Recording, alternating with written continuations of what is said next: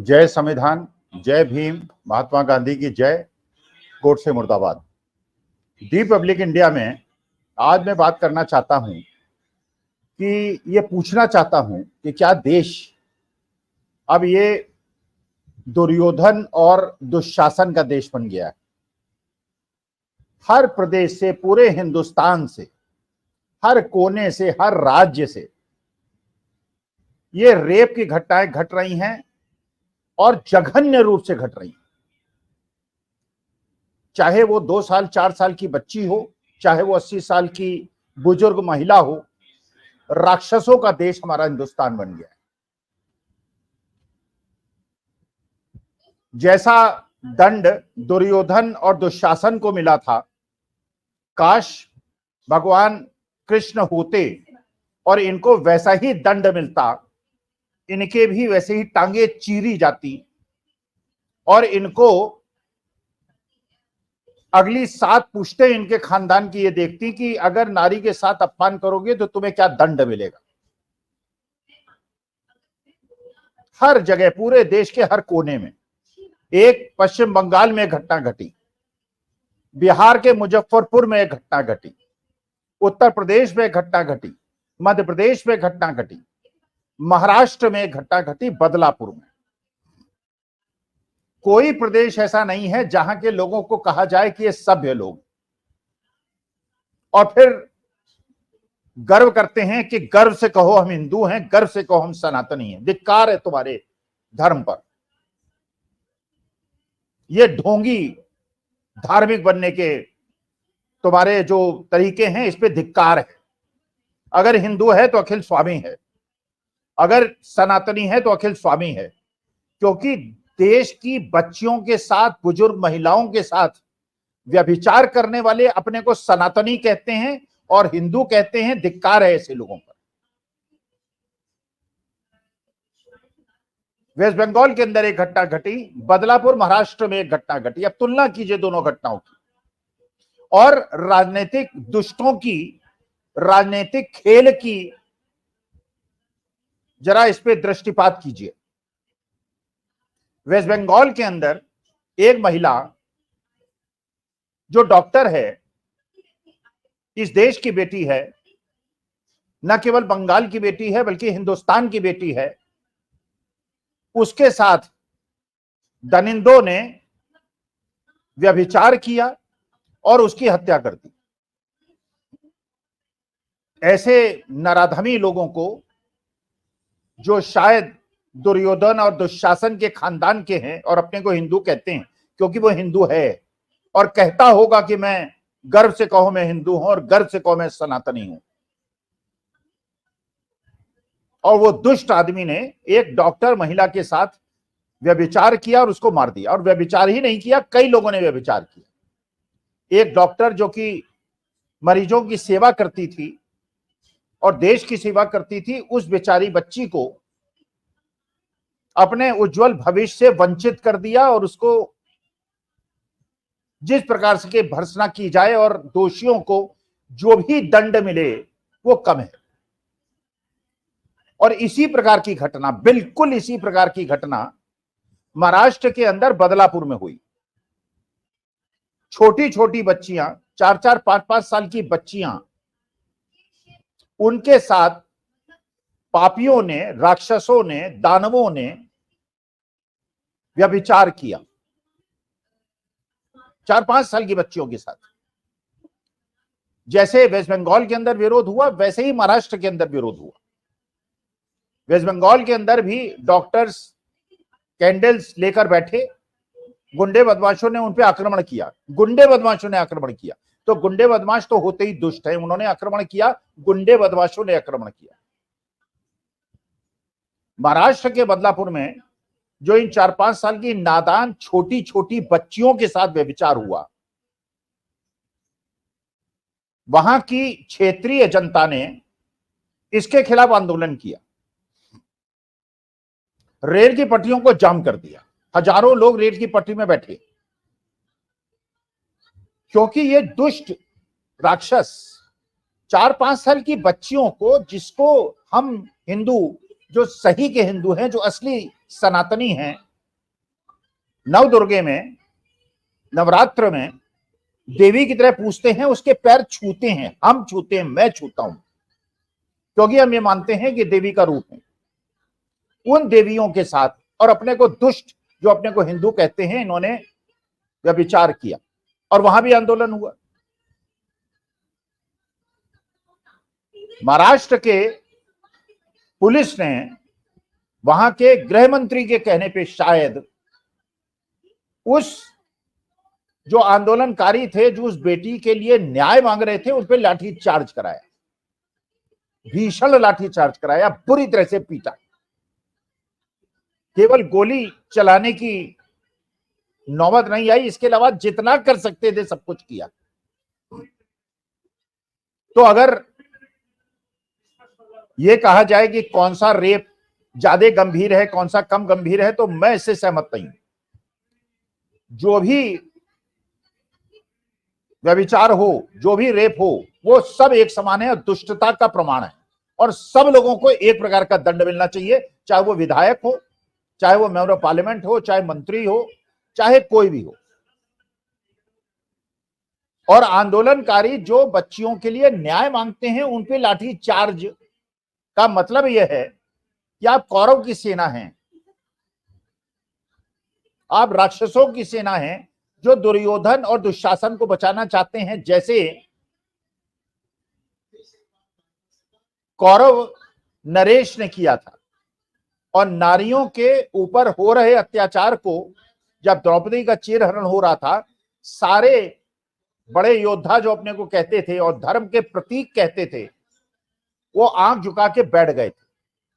कौरव पक्ष वाले तो दुष्टता कर ही रहे थे, पांडव पक्ष वाले भी, चाहे वो युधिष्ठिर हो, भीम हो, नकुल हो, सहदेव हो, अर्जुन हो, सिर झुका के बैठे थे। तो इसलिए भगवान श्री कृष्ण ने न केवल कौरवों को दंड दिया, बल्कि पांडवों को भी दंड दिया, क्योंकि वो सिर झुका के बैठे।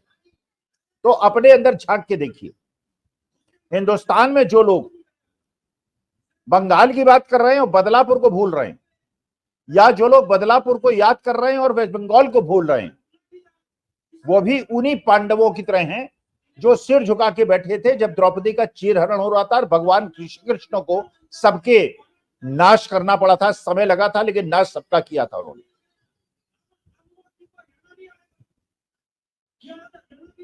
बदलापुर के अंदर उसके बाद वहां की लोकल जनता ने, वहां के लोकल नागरिकों ने पूरी रेलवे स्टेशन को जाम कर दिया। पुलिस की अब हिम्मत नहीं है, हजारों की संख्या में लोग। और उसी प्रकार से वेस्ट बंगाल के अंदर। लेकिन ये देखिए, राजनीतिक दुष्टता देखिए, राजनीतिज्ञों की दुष्टता को देखिए। वेस्ट बंगाल के अंदर प्रेसिडेंट रूल बनाने की बात हो रही है, ममता बनर्जी की सरकार को बर्खास्त करने की बात हो रही है। करिए, होनी चाहिए। एक भी रेप हो, वहां के मुख्यमंत्री को, गृह मंत्री को, मुख्य सचिव को, वहां के गवर्नर को और हिंदुस्तान के प्रधानमंत्री को रिजाइन करना चाहिए। उनको दंड मिलना चाहिए, केवल मुख्यमंत्री को नहीं, प्रधानमंत्री को भी, क्योंकि प्रधानमंत्री देश के मुखिया है। और अगर वेस्ट बंगाल में ऐसा होता है, अगर वेस्ट बंगाल में जो डॉक्टर बिटिया के साथ अनाचार हुआ है उसको यह दंड मिलता है, हम उसको स्वागत करते हैं। लेकिन हम ये भी चाहते हैं सरकार से कि एकनाथ शिंदे को भी बर्खास्त कीजिए, उनको अरेस्ट कीजिए, फडणवीस साहब को भी अरेस्ट कीजिए। केवल बर्खास्त करने की बात नहीं है अब तो यह बात है कि जो प्रदर्शनकारी बिटियों के साथ महाराष्ट्र बदलापुर में न्याय मांगने गए थे, उन पे आपने लाठीचार्ज कैसे किया? क्या आप पांडव पक्ष के हैं या आप कौरव पक्ष के हैं? अपने को हिंदू कहने वाले, आप भगवान श्री कृष्ण के मैसेज को समझ रहे हैं या आप दुर्योधन और दुशासन की तरह मुंह खड़े हैं और आप नारी पे अत्याचार कर रहे हैं? तो ये जो दोगला एक रवैया है दृष्टि देखने का वेस्ट बंगाल के लिए, क्योंकि वहां पोजीशन की सरकार है और क्योंकि ममता बनर्जी ने बुरी तरह से भारतीय जनता पार्टी को हराया विधानसभा में, लोकसभा में, दोनों जगह। और महाराष्ट्र में क्योंकि भारतीय जनता पार्टी की महायुति जो है उसकी हालत बहुत ज्यादा खराब है, रोज एक नेता उनका छोड़ के जा रहा है। अजीत पवार कब छोड़ के जाएंगे और शरद पवार के बाद चले जाएंगे ये किसी को नहीं पता है, लेकिन होगा, बड़े बड़े नेता छोड़ के जाएंगे। महाराष्ट्र में हालत बुरी है। तो महाराज अगर वेस्ट बंगाल के अंदर आप प्रेसिडेंट रूल लागू करते हो और वहां पे ममता बनर्जी को बर्खास्त करते हो तो महाराष्ट्र में क्यों नहीं करते?